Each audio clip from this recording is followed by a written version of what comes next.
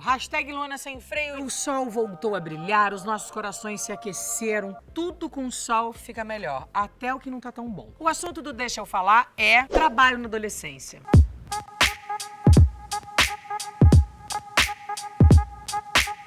E eu não vou esquecer. Você já deu seu like? Clim, clim. Você já não é inscrito?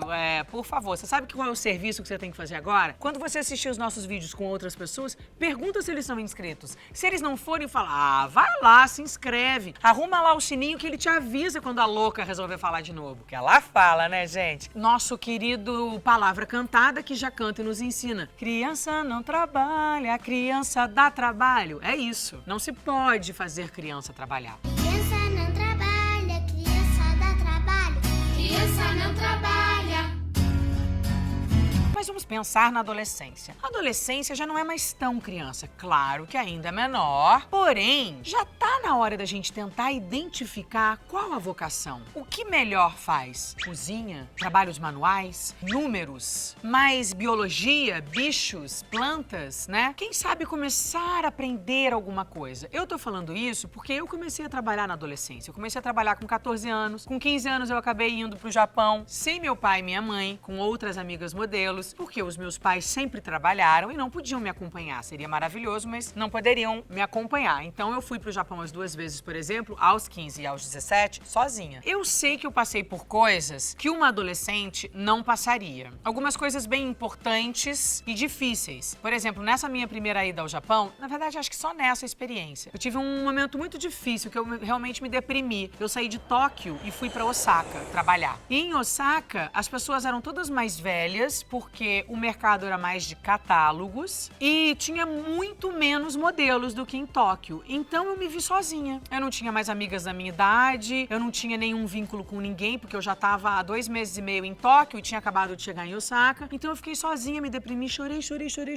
Engordei, acho que engordei uns 3 quilos lá. Então foi bem ruim. Mas graças a Deus eu sobrevivi a isso, porque 15 dias se passaram, os 3, 4 quilos que eu ganhei eu perdi. Tenho essa memória pro resto da vida, porém sei que foi uma coisa que normalmente uma adolescente não passaria. Tô falando isso tudo porque adolescente pode trabalhar? Eu não me arrependo. As minhas lembranças são 95% de coisas incríveis que aconteceram e tenho essa história tristonha aí de Japão aos 15. Descobri que era uma pessoa realmente extrovertida. O perfil da minha carreira de modelo já me apontava que de alguma maneira eu era meio atriz, porque eu fazia muito pouca passarela e fazia muito mais propagandas de televisão e editoriais fotográficos, onde você tem uma quantidade enorme de roupas para inventar situações para ser fotografada. Viajei, aprendi línguas, conheci gente, ganhei dinheiro, criei responsabilidade, porque no Japão, amor, lá tudo é muito certo. Foi lá, imagina, eu tinha 15, eu vou fazer 41, que eu vi pela primeira vez as pessoas usando máscaras quando estão gripadas. Eu acho isso o ápice do respeito, isso é muito legal. Me foi muito importante, eu ganhava um dinheirinho toda semana que eu sabia que eu não podia ir pra Disney e comprar bichinhos de pelúcia, apesar de ter essa vontade, que eu tinha que lavar minha roupa, comprar minha comida, fazer minha comida, ter o meu dinheiro de metrô e de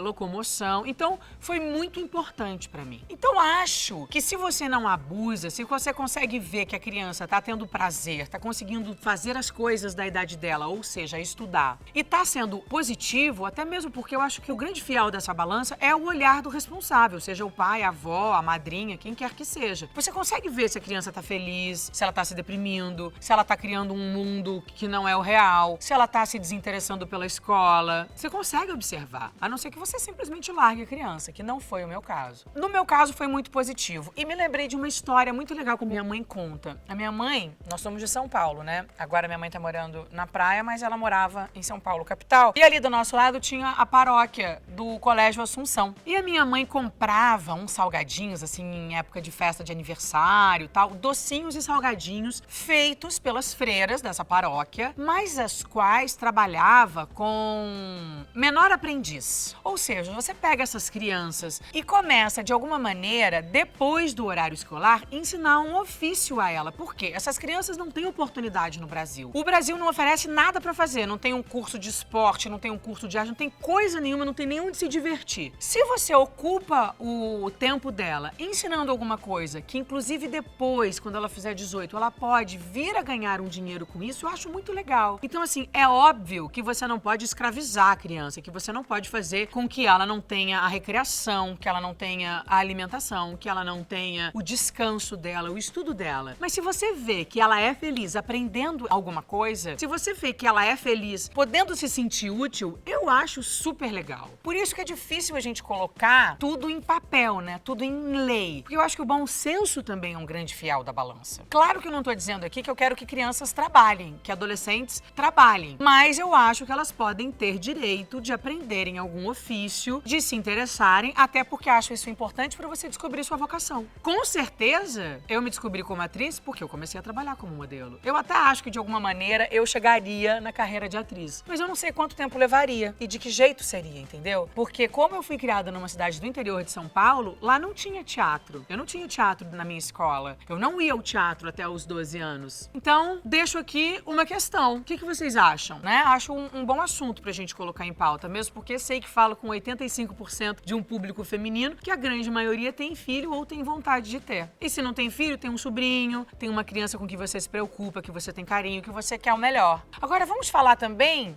é que daí é criança, né? Criança não pode trabalhar. A gente falou de trabalho na adolescência, mas vamos só abrir uma vertente aqui, porque a gente vê um bando de criança trabalhando. Eu tenho uma experiência pra contar pra vocês. Eu fiz a minha primeira peça infantil, que foi Alice no País das Maravilhas. Eu queria que o coelho da Alice uma criança fizesse. Que eu achei que quando a criança visse uma criança no palco, ela se reconheceria. E acho que isso ia ficar muito legal, principalmente sendo o coelho, que é alguém que não para, que tá sempre levantando uma questão e tal, por quem a Alice cria uma curiosidade. E só eu sei a dor de cabeça que me deu. Porque, obviamente, que bom, né, que tem umas leis aí que tentam cuidar das crianças, porque criança aqui no nosso país tá meio jogada às traças. Essa minha crítica de dizer que as crianças estão jogadas no Brasil, de maneira nenhuma é pros promotores e juízes, porque por conta das ONGs que eu faço parte, eu sei o trabalho árduo que eles fazem. Mas eu digo isso porque, burocraticamente, o Brasil é um país de enlouquecer qualquer um e, infelizmente, os políticos todos estão super preocupados com os bolsos. Então, eles roubam tudo, daí a gente não tem dinheiro pra fazer escola, pra pensar em entretenimento, em criar oportunidades e gerar cursos e coisas pra oferecer pra crianças e adolescentes. Só fechando um parênteses. Mas, enfim, tem a criança que começa a trabalhar criança mesmo, né? Criança que faz novela, criança que faz teatro, como eu vivi essa experiência no Alice, mas vi a dor de cabeça que me deu. Daí, na temporada seguinte, já troquei a criança por um adulto micre. Foi bem mais fácil. Mas, enfim,